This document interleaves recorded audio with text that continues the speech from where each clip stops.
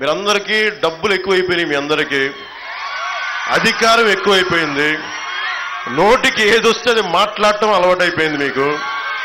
రజనీకాంత్ వచ్చి, super star Rajinikanth గారు వచ్చి చంద్రబాబు గారి కోసం పాప ఆయన ఏదో ఆయన బాగుండాలని బర్త్డే విషెస్ చెప్పి ఆయన చెప్తే ఆయన్ని కూడా తిట్టేస్తారు వీళ్ళు.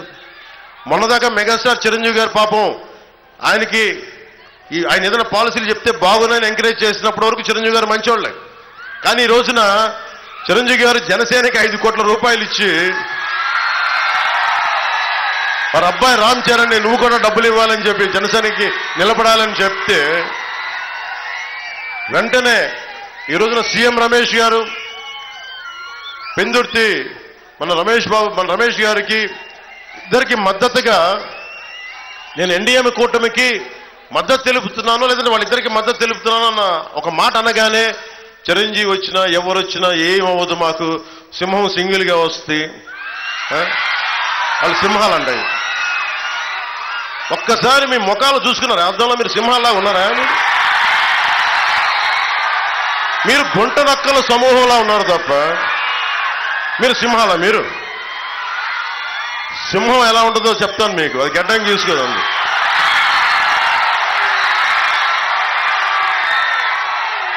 సింహమే మీతో పోరాడింది.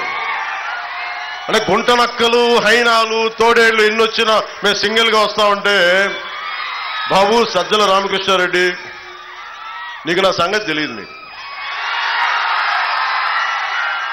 నేను ప్రతిరోజు జగన్ కూడా చెప్తున్నా,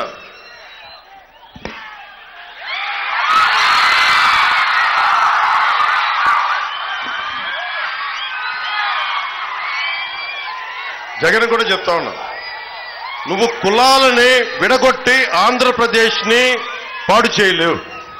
నువ్వు కులాలు విడగొట్టే కొద్దీ నేను కులాలని ఏకం చేస్తాను.